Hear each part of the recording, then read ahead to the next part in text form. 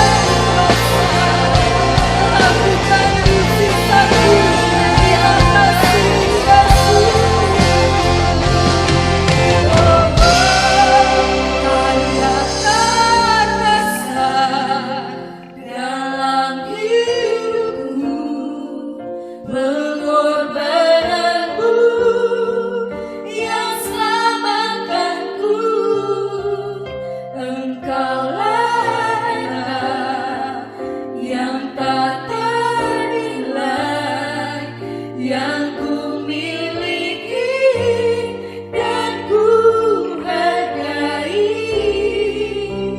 Yesus, Engkau ku kagumi.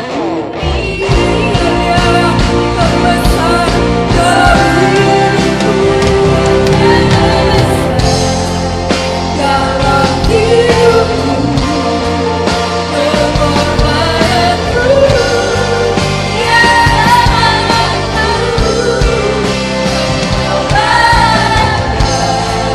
yang tak ternilai yang ku miliki dan ku hargai. Yesus, Engkau ku kagumi. Kau yang terbesar dalam hidupku, pengorbananku yang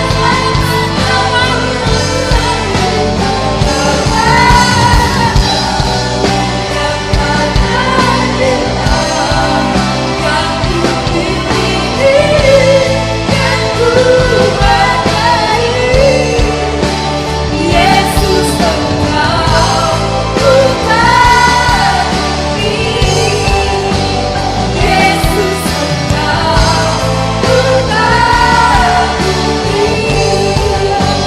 Yesus, Engkau ku kagumi. Yesus,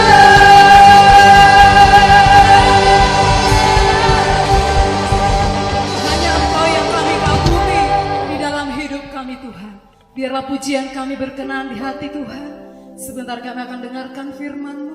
Urapi hamba-Mu yang akan menyampaikan firman-Mu. Urapi setiap telinga kami yang mendengar.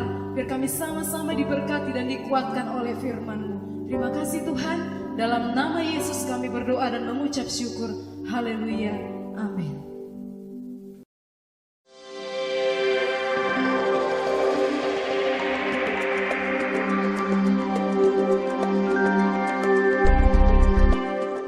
Shalom sahabat Manaim, salam sejahtera dalam kasih Tuhan Yesus Kristus.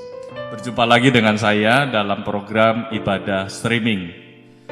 Doa saya Bapak Ibu dimanapun berada dalam keadaan yang sehat, dalam perlindungan Tuhan dan diberkati Tuhan.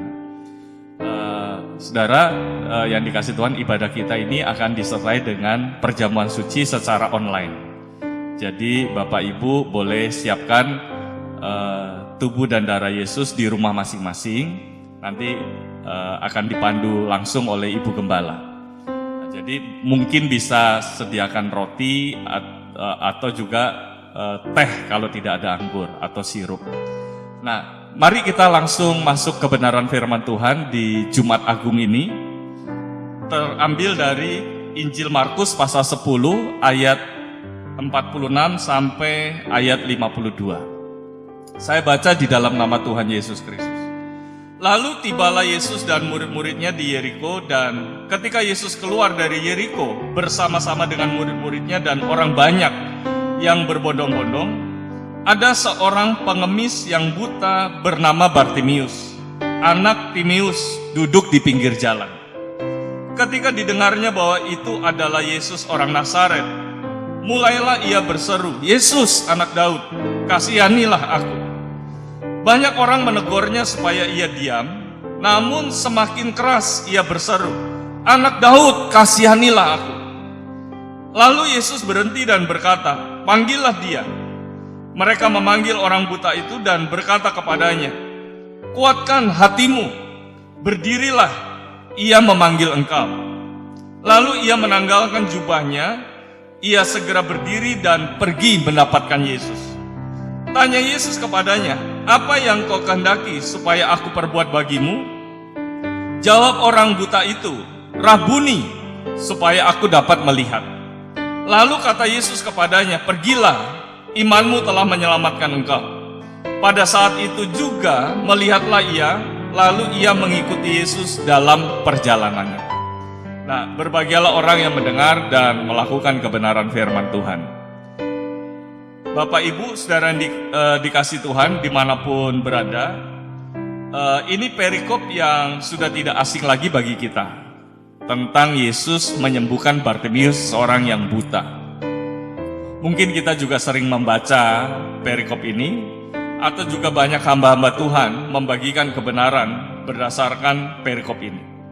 Nah, mari saudara, ada beberapa poin pada saat ini yang firman Tuhan ingin bagikan kepada Bapak Ibu berkenaan dengan hari kematian Tuhan Yesus, hari Jumat Agung. Nah, sebelum kita masuk ke poin-poin itu, kita bicara tentang fakta yang terjadi di sekitar Bartimius, seorang yang bernama Bartimius. Fakta yang pertama adalah Bartimius ini, Alkitab mencatat dia buta. Dia mengalami kebutaan. Ada banyak sejarawan coba menggali kenapa di zaman Yesus itu banyak orang-orang mengalami buta. Nah, ada yang berpendapat yang pertama karena badai pasir yang seringkali terjadi di padang gurun. Ya, terjadi secara tiba-tiba. Nah, pasir itu ketika badai pasir itu datang, mungkin pasir itu masuk ke mata, kemudian orang itu kucek-kucek dan mengakibatkan saraf-saraf di mata mengalami kerusakan sehingga dia tidak dapat melihat. Tetapi juga ada yang berpendapat kenapa banyak orang buta, karena ada virus yang dibawa seekor nyamuk. Ya, ketika orang itu digigit oleh nyamuk, nah virus itu masuk dan merusak jaringan saraf yang ada di mata sehingga membuat mata tidak dapat melihat. Tetapi ada yang berpendapat, dan pendapat yang ketiga ini paling banyak dianut oleh orang-orang Yahudi, yaitu karena dosa, karena ada dosa, karena ada kesalahan. Dan ini sebenarnya mengakar kuat di kalangan orang Yahudi. Kalau ada orang yang mengalami sesuatu yang buruk, pasti karena orang itu salah di hadapan Tuhan. Pasti karena ada dosa, pasti karena orang itu tidak benar di hadapan Tuhan. Ya, contoh misalnya Miriam, ketika memberontak kepada Musa, maka Tuhan menghukum Miriam dengan kena sakit kusta. Ya, kemudian juga misalnya di zaman hakim-hakim, ketika orang-orang Israel jauh dari Tuhan, menyembah ala-ala lain, ala-ala asing, maka Tuhan menyerahkan mereka ke dalam tangan musuh-musuh. Jadi saudara yang dikasih Tuhan, ini konsep yang mengakar kuat di kalangan orang Yahudi, sampai-sampai di zaman Yesus itu masih ada. Misalnya di Yohanes pasal 9, saudara, ada orang-orang yang membawa orang buta dari lahir, kemudian dibawa kepada Yesus, kemudian Yesus ditanya, ini salah siapa? Ya, salah orang buta ini atau salah orang tuanya? Nah, seperti itu. Jadi ini memang mengakar kuat. Nah, saya bisa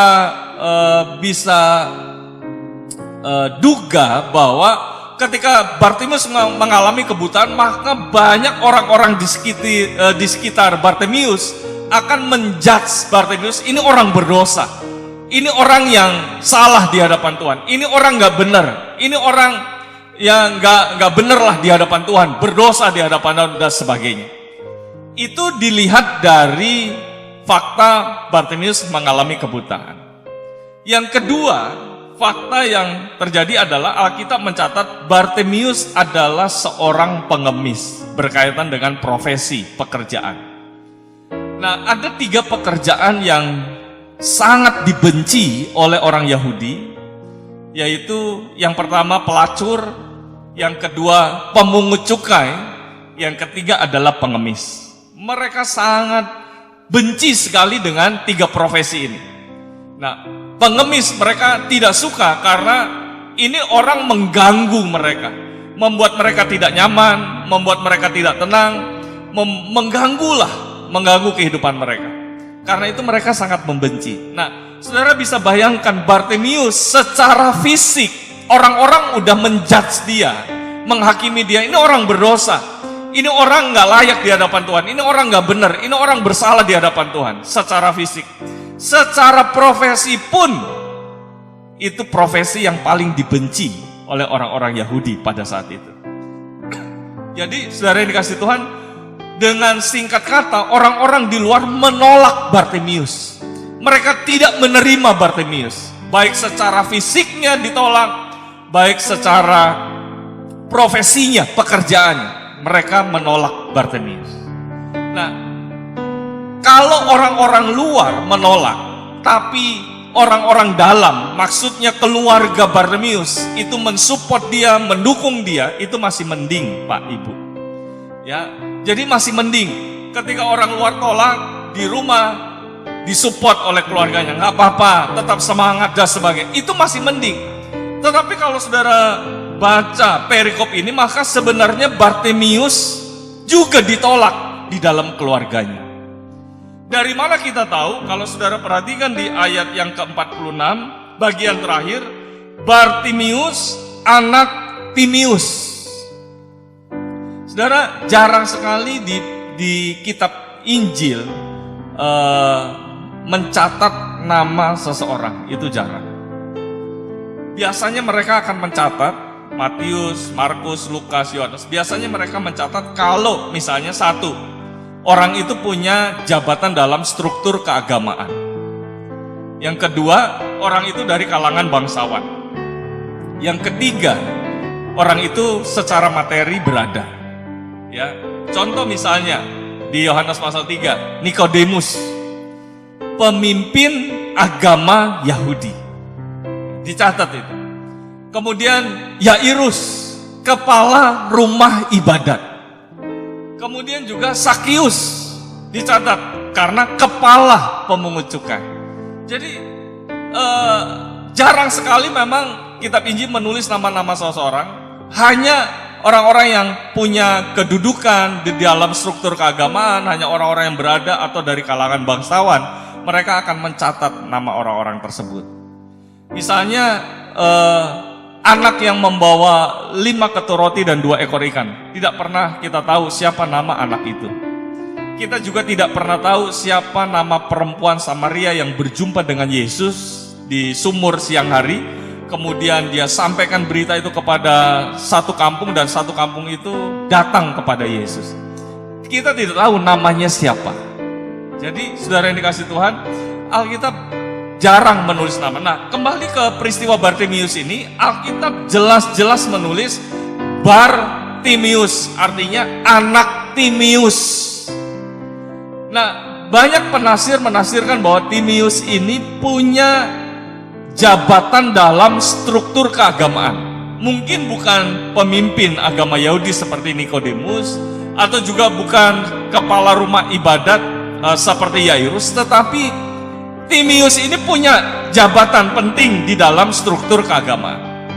Nah, karena itu namanya ditulis Timius. Nah, saudara lihat orang yang punya jabatan berdasarkan pendapat dari penafsir, orang yang punya jabatan dalam struktur keagamaan, justru orang ini yang menolak anaknya sendiri karena cacat, buta. Dia buang anaknya, mungkin merasa malu, mungkin ini merupakan aib, ya mereka tidak mau menanggung, akhirnya dibuang Bartimius keluar, dijadikan pengemis. Saudara bisa bayangkan, saudara yang dikasih Tuhan, apa yang dialami oleh Bartimius. Dari luar, orang-orang tolak dia, secara fisik orang tidak terima dia, secara pekerjaan juga orang tidak terima dia. Di keluarga pun, keluarganya tidak menerima Bartimius. Tetapi yang istimewa dari seorang Bartimius ini gini, saudara lihat, ini kita masuk poin yang pertama, saudara ya. Ini Jumat Agung, kita bahas poin yang pertama, nanti poin kedua, ketiga kita sambung di hari Minggu Paskah. Nah, kalau saudara lihat, ini kan tadi ditulis dalam Injil Matius juga, Injil Markus juga, dan Injil Lukas. Nah, kalau saudara bandingkan dengan Injil Lukas pasal 18, coba lihat. Saudara batasin Markus pasal 10 ini. Di Injil Lukas pasal 18, Maka dijelaskan di situ di ayat yang ke-35. Waktu Yesus hampir tiba di Yeriko, ada seorang buta yang duduk di pinggir jalan dan mengemis. Pada waktu orang itu mendengar orang banyak lewat, ia bertanya apa itu. Kata orang kepadanya, Yesus orang Nazaret lewat. Lalu ia berseru, Yesus anak Daud, kasihanilah aku. Nah, kapan Bartimius berseru, Yesus anak Daud, kasihani aku? Waktu Yesus tiba di Yeriko. Itu dicatat di Injil Lukas. Nah, saudara, bandingkan dengan Injil Markus tadi, Markus pasal 10, dikatakan dalam ayat 46, lalu tibalah Yesus dan murid-muridnya di Yeriko, dan ketika Yesus keluar dari Yeriko, baru Bartimius berteriak, Yesus anak Daud, kasihanilah aku. Nah, jadi ada sedikit perbedaan antara Injil Markus dan Injil Lukas dalam mencatat peristiwa ini. Di Injil Lukas, waktu Yesus tiba di Yeriko, Bartimius berteriak, Yesus anak Daud, kasihani aku. Tetapi di Injil Markus, waktu Yesus mau keluar dari Yeriko. Nah, mungkin saudara bertanya-tanya, ini mana yang benar? Apakah kitab Injil ini salah dan sebagainya? Tetapi saudara, saya baca pendapat dari Calvin, sebenarnya ini saling melengkapi. Perbedaan ini saling melengkapi, bukannya salah, oh Injil Markus salah, Injil Lukas salah, bukan. Tetapi ini perbedaan yang saling melengkapi. Nah, Calvin mensinkronkan, menghubungkan perbedaan ini dengan gini. Waktu Yesus masuk ke Yeriko, itu Bartimius berteriak, Yesus anak Daud, kasihanilah aku. Tapi Yesus diam saja. Sampai kemudian Yesus masuk ke Yeriko, menyelesaikan segala urusannya di Yeriko. Setelah selesai, keluar dia dari Yeriko bersama rombongan murid-murid. Nah, waktu keluar, Bartimius dia berteriak lagi, Yesus anak Daud, kasihani aku. Jadi ini sebenarnya luar biasa ini Bartimius. Waktu Yesus datang, dia sudah berteriak, Yesus anak Daud, kasihani aku. Tapi tidak digubris oleh Yesus, didiamkan. Sampai Yesus masuk kota, menyelesaikan segala urusannya, kemudian Yesus keluar dari Yeriko. Nah, waktu keluar, Bartimius dia berteriak lagi, Yesus anak Daud, kasihanilah aku. Nah, mungkin saudara bertanya-tanya, apa istimewanya dari Bartimius? Ingat saudara tadi fakta dari apa yang dialami oleh Bartimius. Secara fisik, orang tolak dia. Secara profesi, orang juga tolak dia. Bahkan keluarganya pun tolak dia, tidak menerima dia karena kebutaan. Kalau saudara baca bukunya Irene Hoff, Anda merasa ditolak, maka saudara akan tahu ada 3 kebutuhan dasar yang hilang dari diri manusia akibat manusia jatuh dalam dosa. Ya, kalau Abraham Maslow dia ungkapkan 5 kebutuhan dasar. Tapi Irene Hoff dia ungkapkan 3 kebutuhan dasar manusia. Nah, salah satunya adalah ingin diterima, ingin dicintai, ingin dihormati, ingin dihargai. Ya, kebutuhan dasar yang hilang, ingin diterima. Nah, akibatnya kalau manusia tidak diterima, mengalami penolakan, biasanya orang, nah itu di dalam bukunya Irene Hoff, ya, dia ungkapkan akibat-akibatnya. Juga Joyce Meyer dalam bukunya Akar Penolakan juga ada akibat-akibat orang mengalami penolakan. Ya, kalau saudara lihat akibatnya, misalnya orang akan minder, orang rendah diri, orang akan mudah curiga, mudah tersinggung, gampang sakit hati, ya, gampang terluka batinnya dan sebagainya. Ya, ada banyak akibat-akibat yang terjadi akibat penolakan. Ya, jadi, saudara coba kembali ke diri Bartimius. Dia mengalami penolakan dari luar, orang-orang tolak dia, dari keluarganya tolak dia. Harusnya secara kejiwaan Bartimius tumbuh menjadi orang yang minder, rendah diri, dan mudah tersinggung. Nah, tapi hebatnya dari seorang bernama Bartimius, waktu pertama kali Yesus tiba di Yeriko, Bartimius berteriak, "Yesus, anak Daud, kasihani aku." Tapi Yesus diam saja. Yesus tidak gubris, Yesus terus jalan masuk ke kota, didiamkan. Nah, biasanya, harusnya, normalnya, secara kejiwaan, orang yang mengalami penolakan, dibegitukan orang, maka orang itu, ya, orang yang ditolak itu akan marah, akan tersinggung, akan sakit hati. Emang dia aja yang bisa tolong saya. Buktinya selama ini nggak ada dia pun saya bisa hidup, saya bisa makan, dan sebagainya. Jadi saudara, harusnya Bartimius tersinggung. Harusnya Bartimius marah kepada Tuhan Yesus. Apalagi ketika Bartimius mendengar waktu Yesus masuk ke Yeriko, Yesus mampir ke rumah orang yang bernama Sakius.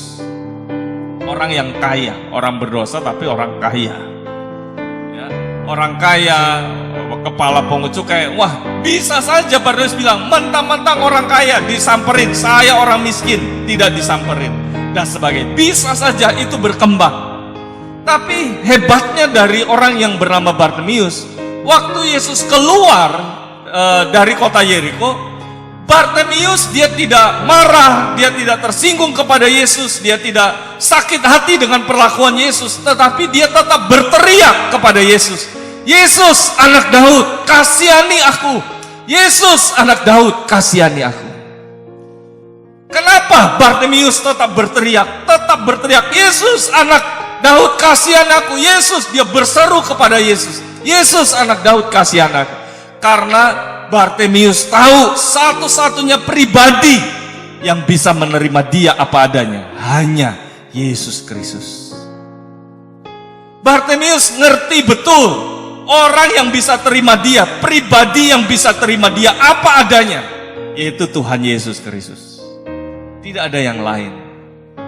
Karena itu Bartimius dia tetap berteriak, "Yesus, anak Daud, Yesus, anak Daud." Dia tidak pusingkan penolakan-penolakan yang dialami selama ini. Dia tidak pusingkan mau sakit hati, tersinggung, dan sebagainya. Dia tidak pusingkan itu. Dia tetap berseru kepada Yesus, "Yesus, anak Daud, kasihan aku." Karena Bartimius tahu, sadar betul, Yesus pribadi satu-satunya di dunia ini yang mau menerima dia apa adanya.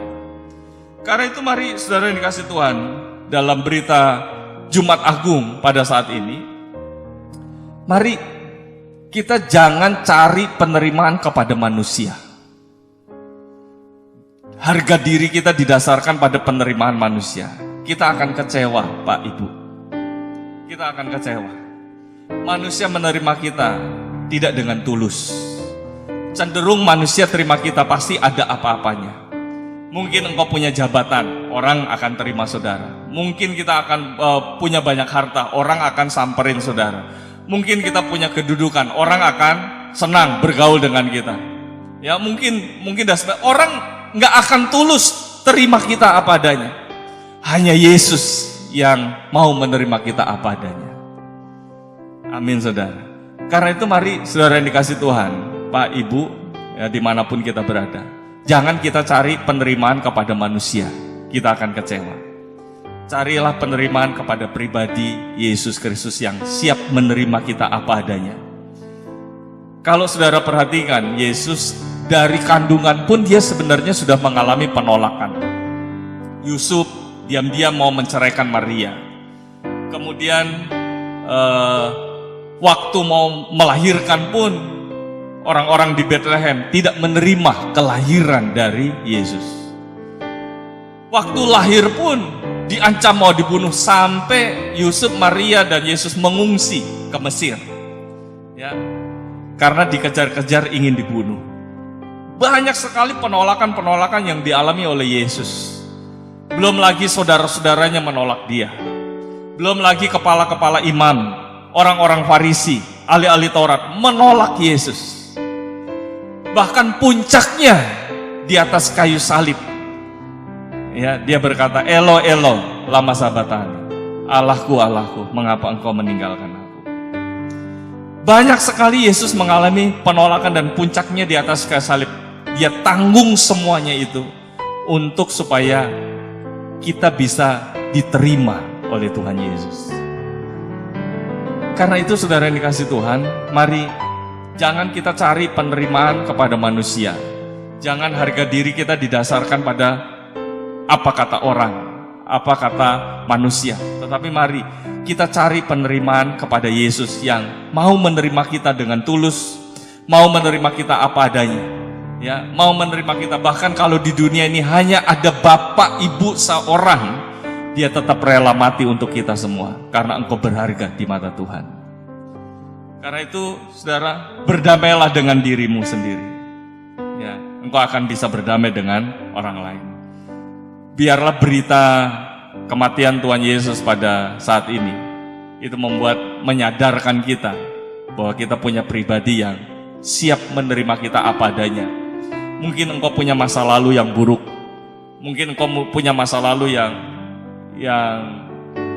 tidak baik, ya, mungkin orang-orang kucilkan saudara, mungkin orang pinggirkan saudara dan sebagainya. Kita nggak usah tersinggung, kita nggak usah sakit hati, kita nggak usah marah dan sebagainya. Tetapi mari kita datang kepada Yesus, berteriak seperti Bartimeus, Yesus anak Daud, kasihani saya. Yesus anak Daud, kasihani saya. Kenapa? Karena Yesus pribadi yang siap menerima saudara apa adanya. Dasar penerimaan ini penting saudara. Coba saudara lihat di dalam ayat terakhir, di dalam Roma pasal 15. Katakan gini, ayat yang ke-7. Sebab itu terimalah satu akan yang lain. Terimalah satu akan yang lain, sama seperti Kristus juga telah menerima kita untuk kemuliaan Allah. Sama seperti Kristus telah menerima kita apa adanya. Dia nggak pandang masa lalu kita, dia nggak pandang seberapa parahnya masa lalu kita, seberapa buruknya masa lalu. Dia terima kita Pak Ibu apa adanya. Dia mengasihi kita dengan tulus. Supaya apa? Supaya kemuliaan Tuhan dinyatakan dalam kehidupan kita. Saya berdoa di Jumat Agung ini kemuliaan Allah dinyatakan di dalam keluarga kita. Kemuliaan Allah dinyatakan dalam pekerjaan kita. Kemuliaan Allah dinyatakan di tengah-tengah kehidupan kita, masa depan kita. Ketika kita sadar bahwa Yesus pribadi yang menerima kita apa adanya. Puji Tuhan. Selamat hari Jumat Agung. Tuhan memberkati kita semua. Amin.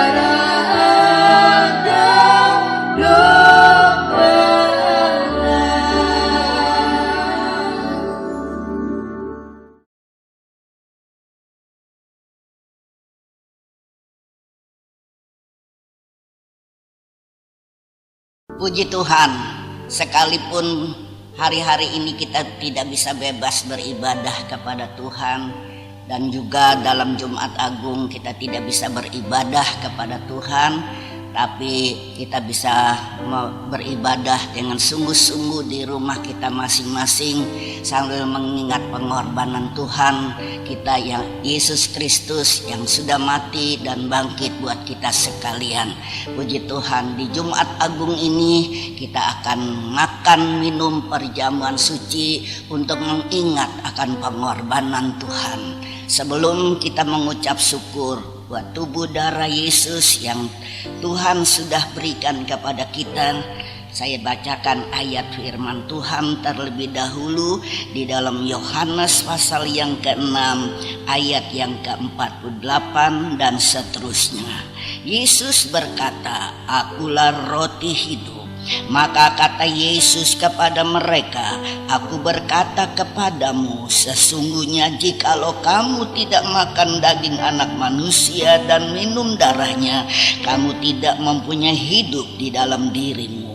Barang siapa makan dagingku dan minum darahku, ia mempunyai hidup yang kekal, dan aku akan membangkitkan dia pada akhir zaman. Sebab dagingku adalah benar-benar makanan, dan darahku benar-benar minuman. Barang siapa makan dagingku dan minum darahku, ia tinggal di dalam aku, dan aku di dalam dia." Kita makan tubuh darah Yesus, kita tinggal di dalam Yesus Kristus, dan kita mengucap syukur kepada Tuhan.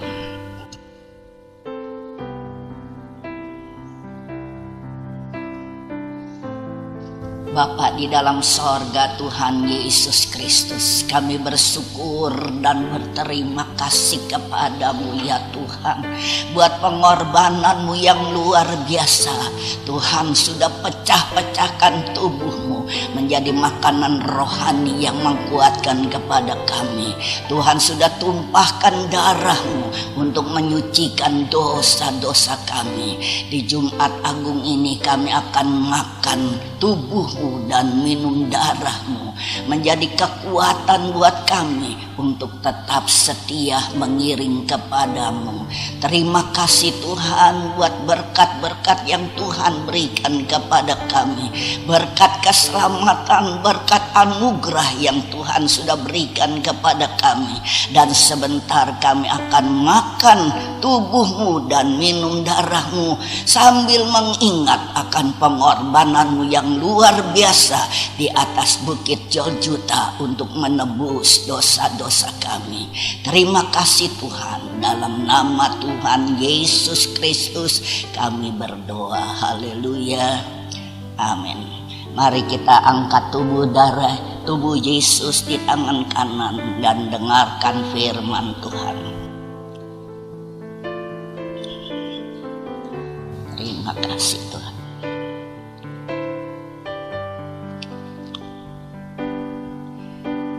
Saya bacakan firman Tuhan. Dan ketika mereka sedang makan, Yesus mengambil roti, mengucap berkat, lalu memecah-mecahkannya dan memberikannya kepada murid-muridnya dan berkata, "Ambillah, makanlah, inilah tubuhku." Ini adalah tubuh Yesus yang sudah dipecah-pecahkannya. Ini adalah tubuh Yesus yang menjadi makanan rohani buat kita. Tubuh Yesus yang menyembuhkan luka-luka dosa kita. Kita makan sambil mengingat akan pengorbanannya di atas bukit Golgota. Kita makan di dalam nama Tuhan Yesus Kristus.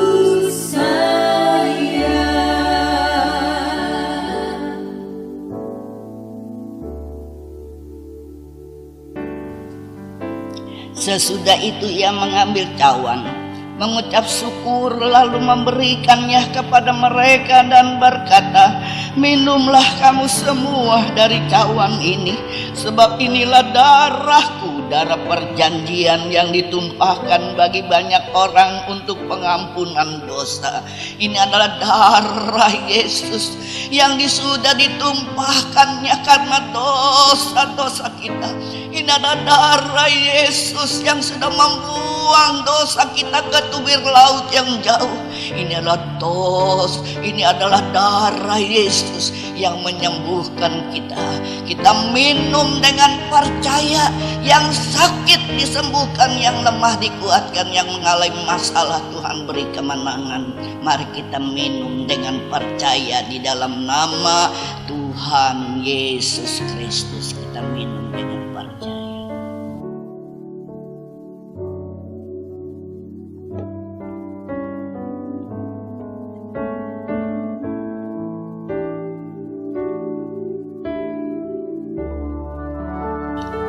Terima kasih ya Tuhan, terpujilah nama-Mu.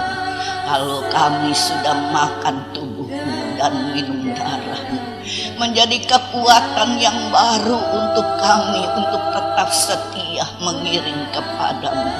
Banyak hal-hal yang menakutkan kepada kami, tapi Tuhan yang bersama dengan kami lebih besar dari masalah yang datang hari-hari ini. Masalah yang terjadi di dalam dunia ini, Tuhan. Tuhan, tubuh darah-Mu menguatkan kepada kami untuk kami tetap berjalan maju menuju sasaran sorga. Terima kasih Tuhan buat tubuh darah-Mu yang kami sudah makan dan minum menjadi kekuatan yang baru buat kami. Terima kasih, dalam nama Tuhan Yesus Kristus kami berdoa. Dalam darahnya, darah anak domba.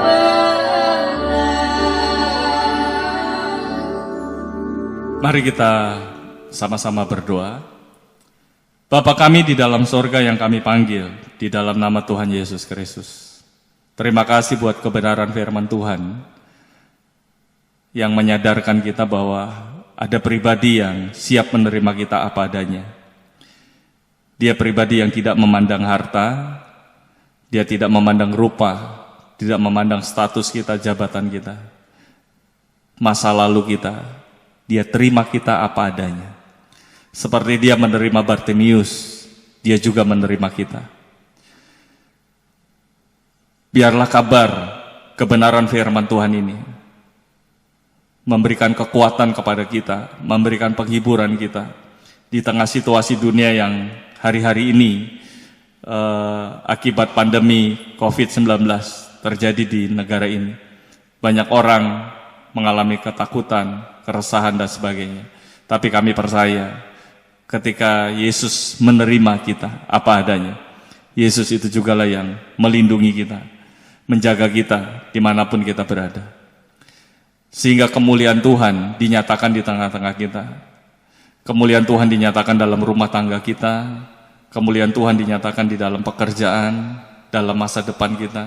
Apapun yang kita kerjakan, kemuliaan Tuhan dinyatakan. Terima kasih Tuhan. Kami berdoa buat Bapak Presiden, Wakil Presiden, para kabinet menteri, semua kepala-kepala daerah. Engkau memberikan perlindungan kepada mereka, kesehatan kepada mereka. Berikan kesatuan, berikan kemampuan, hikmat untuk bisa menangani wabah ini dengan baik. Nama Tuhan dipermuliakan. Tuhan pulihkan negara ini. Tuhan campur tangan, lindungi hamba-hambamu dimanapun berada Tuhan. Kami juga berdoa buat jemaat Mahanaim yang ada dimanapun berada, baik di Rembang maupun di luar kota. Tuhan lindungi, mereka selalu ada dalam perlindungan Tuhan, mereka selalu dijaga oleh Tuhan, mereka selalu diberkati oleh Tuhan. Terima kasih Tuhan, terima kasih. Mari Bapak Ibu saudara kasih Tuhan, kita terima berkat. Tuhan memberkati dan melindungi kita. Tuhan menghadapkan wajahnya dan memberi engkau kasih karunia. Tuhan mengarahkan wajahnya dan memberi engkau damai sejahtera. Pulanglah dengan membawa berkat dari Allah Bapa, Allah Anak, dan Allah Roh Kudus, yaitu di dalam nama Tuhan Yesus Kristus. Mari sama-sama yang percaya kita katakan, amin.